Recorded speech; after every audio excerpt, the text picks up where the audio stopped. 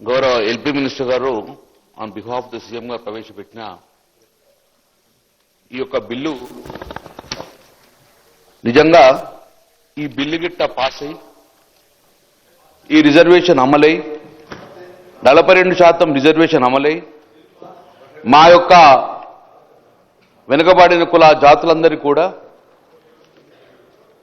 రాజకీయంగా ఉద్యోగపరంగా విద్యాపరంగా 42% రిజర్వేషన్ వస్తే ఎక్కువ సంతోషపడిలో మొదటి వరుసలో వ్యక్తిని గంగుల కమలాకర్ సార్. మా పార్టీ పక్షాన కూడా మేమందరం కూడా ఈ బిల్లు పాస్ కాయి తర్వాత ఎలాంటి న్యాయమైన చిక్కులు లేకుండా మాకు రాబోయే కాలంలో 42% రిజర్వేషన్ తోటి అటు మున్సిపాలిటీ కానీ ఇటు పంచాయతీరాల్లో కానీ మేమెంతో మాకు అంత వాటాగా రిజర్వేషన్ వస్తే మా ఎలక్షన్లలో నిజంగా ఇది అయితే గిట్ట చాలా సంతోషపడే వ్యక్తం చేస్తాం అధ్యక్ష. ఎల్పీ మినిస్టర్ గారు ఒక మాట అన్నారు, మీరు సూచన సలహాలు ఇవ్వండి, గతంలో మీరు ఇచ్చారు, ఈసారి కూడా ఇవ్వండి అన్నారు. గౌరవ ముఖ్యమంత్రి గారు ఇక్కడ ఉన్నారు. ఆ రోజు మీరు మార్చిలో బిల్ పెట్టినప్పుడు బిల్ 3 బిల్ 4 పెట్టినప్పుడు సంపూర్ణంగా స్వాగతించినాం.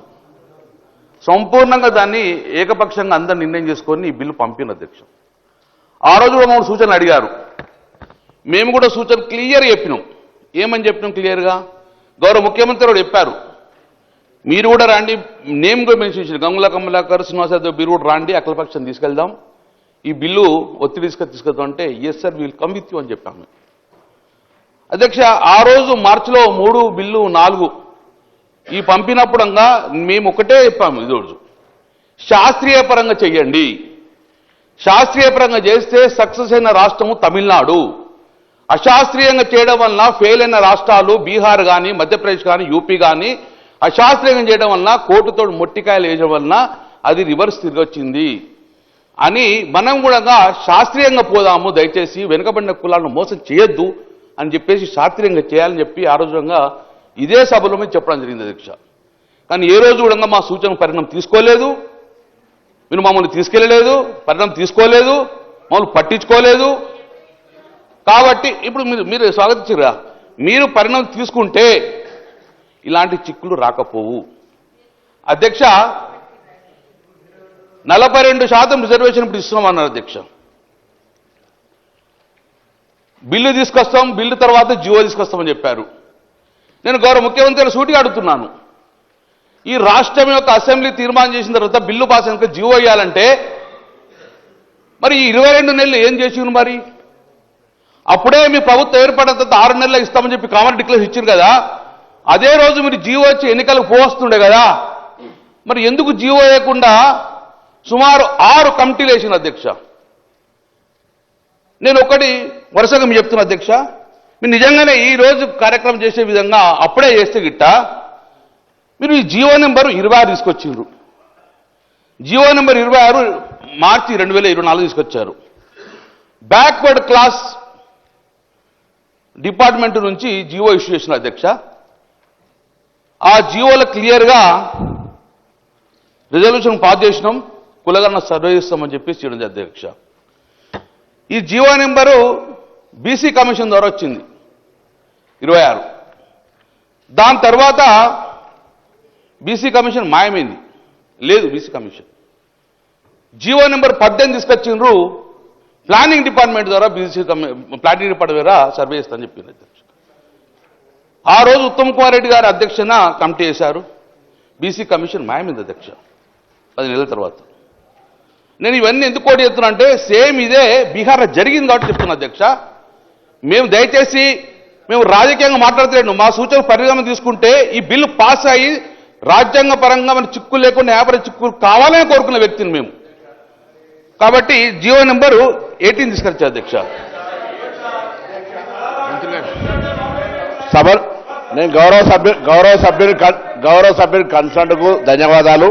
బలహీన వర్గాలకు సంబంధించి వారి పార్టీకి సంబంధించిన కన్సర్న్ను ధన్యవాదాలు.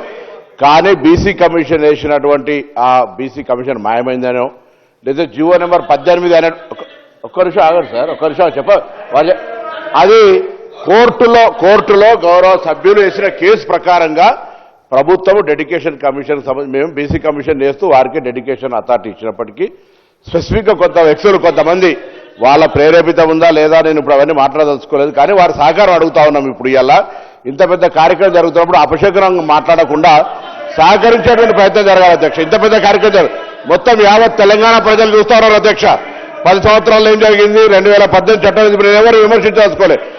ఒకటే మరి జీవో 18 కోర్టు ఆదేశాల మేరకు 24 గంటల్లో డెడికేషన్ కమ్యూనికేషన్ చిత్తశుద్ధితో ఉన్నదనే మాట దయచేసి గౌరవ సభ్యునికి సమాజానికి చెప్తాను.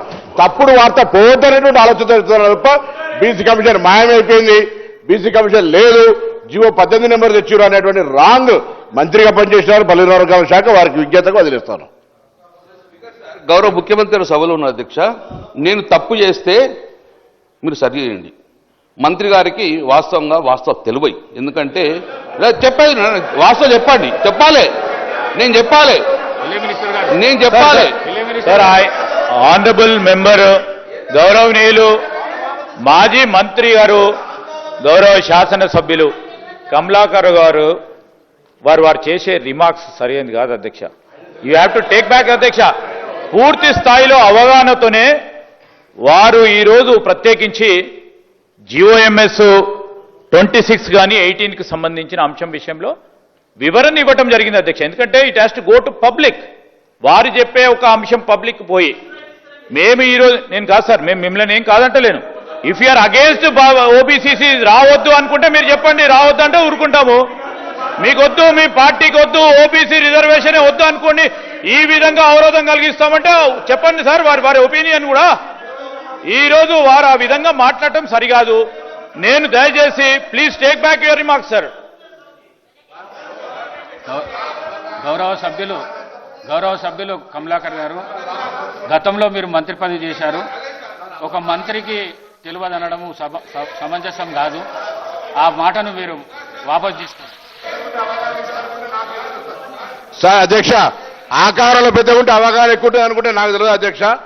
అవగాహన లేదు అంటే ఆయన కంటే ఎక్కువ చదువుకున్నా, రాజకీయాల విద్యార్థి దశ నుంచి ఉన్నా, నాకు ఎక్కువ తెలియదు అని అంటే వాళ్ళ పార్టీ వాళ్ళ నాయకులు మాట్లాడతారు. కానీ నేనేమంటున్నా, ఆకారంలో పెద్ద ఉంటే అవగాహన ఎక్కువ ఉంటుంది అనుకుంటే దయచేసి అర్థం చేసుకొని ఆ మాటలు వాపసు తీసుకోవాలి. ఇది పొరపాటు. దయచేసి ఈ విధంగా మాట్లాడితే పొరపాటు మాట మాట్లాడుతా ఉన్నా. సార్ ఒకటి స్పీకర్ సార్ నేను బాడీ షేమింగ్ నుంచి మాట్లాడితే కూడా చాలా కాంట్రాస్ అవుతుంది సార్. గౌరవ ముఖ్యమంత్రి హాల్లో ఉన్నారు అధ్యక్ష. నేను తప్పు మాట్లాడలేదు, క్లియర్ చెప్తున్నా. అతనికి అవగాహన ఎందుకు లేదని మళ్ళీ చెప్తున్నా అధ్యక్ష. నేను మళ్ళీ చెప్తున్నా సార్ దిస్ ఈజ్ అబ్సల్యూట్లీ ఎందుకు అనవసరంగా ఎందుకు సార్ అది సార్. దయచేసి నేను మరొకసారి గౌరవ సభ్యులను కోరుతా ఉన్నాం. ఇది చాలా ఇంపార్టెంట్ బిల్ అధ్యక్ష. ఈ ఇంపార్టెంట్ బిల్లు చిన్న చిన్న అంశాలను మరి మీరు ప్రస్తావన చేయడం, అరే ఒక మంత్రిని పట్టుకొని అవగాహన లేయడం అనేది సరేనా? మీరు ఒప్పుకుంటారా? మీరు ఒక బలహీన వర్గాలకు సంబంధించి ఈ రోజు పరంగా జీవోలు తీసుకొచ్చిన వ్యక్తిపై ఆ విధంగా మాట్లాడటం సరికాదు అధ్యక్ష. It is not in the spirit of right discussion అధ్యక్ష. ఈ రోజు బలహీన వర్గాలకు సంబంధించిన చర్చ జరుగుతా ఉన్న సందర్భాన్ని దృష్టిలో పెట్టుకొని మాట్లాడమని చెప్తా ఉన్నాం అధ్యక్ష. ఈ రోజు నేను కూడా మరొకసారి చెప్తా ఉన్నాను, గంగుల కమలాకర్ గారికి మీరు విత్డ్రా చేసుకోవాల్సింది. ఈ రోజు రెండోసారి కూడా వారు ఆ విధమైన ప్రస్తావన తీసుకురావడం సరికాదు. సభా సాంప్రదాయాలకు కూడా చాలా విరుద్ధంగా ఉన్నాయి. నేను దయచేసి గౌరవ శాసనసభ్యులకు, ఎందుకంటే మంత్రిగా కూడా వారు చేసింది, బలహీన వర్గాలకు సంబంధించిన బాధ ఇబ్బంది వారికి కూడా ఇంకెక్కువ తెలిసి ఉంటుంది. సో తెలుసున్న సందర్భాన్ని పురస్కరించుకొని సహచరులు అందరూ కూడా ఈ విధమైన ప్రస్తావన తీసుకురాకుండా మనం ఒక మంచి కార్యక్రమానికి, ఒక మంచి బిల్లుకి, ఒక విప్లవాత్మకమైన బిల్లుకి, మొత్తం చరిత్రలో నిలిచిపోయే ఒక బిల్లుకు సంబంధించి మనం అందరం కూడా, మేమే కాదు మీరందరూ కూడా పాత్రధారులు అవుతా ఉన్నారు. ఆ పాత్రధారులకు సంబంధించి ఆ పాత్రను ఏ విధంగా నిర్వహిస్తామో ఆలోచన చేసి ఒక ప్రోగ్రెసివ్గా, ఒక ప్రాస్పెక్టివ్గా లెజిస్లేషన్ తీసుకురావడానికి మీ సలహా సూచనలు ఉపయోగ విధంగా ఉండాలని మరొకసారి వారిని మరి ఈ విధమైన ప్రస్తావనలు తీసుకురాకుండా ఉండాలని కోరుతా ఉన్నాను అధ్యక్ష.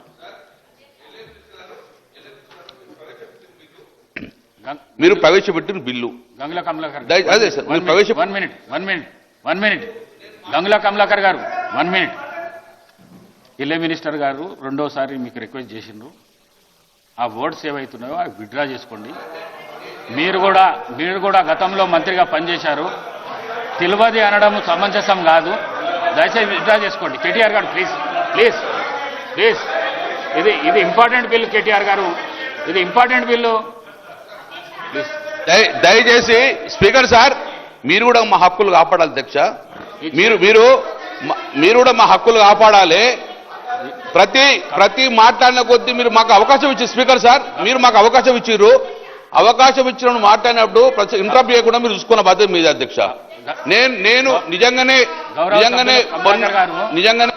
గౌరవ సభ్యులు కమలాకర్ గారు హక్కులు ప్రతి సభ్యుని హక్కులు కాపాడేది చేరుకున్నది. కానీ మీరు ఏదైతే చేస్తున్నారో మీరు అనిపించుకోనికే చేస్తున్నారో అవి చేయకండి. ఇంపార్టెంట్ బిల్ ఉన్నది, బిల్ మీదనే మాట్లాడండి మీరు దయచేసి ప్లీజ్. మీరు కూడా గౌరవ అధ్యక్ష గారు, అధ్యక్ష పర్సనల్ గా మాట్లాడొద్దని మీరు కూడా మంత్రులు చెప్పండి. పర్సనల్ గా మాట్లాడితే ఇది అవకాశం ఇవ్వకండి. గంగుల కమలాకర్ గారు ఆ అవకాశం ఇవ్వకండి.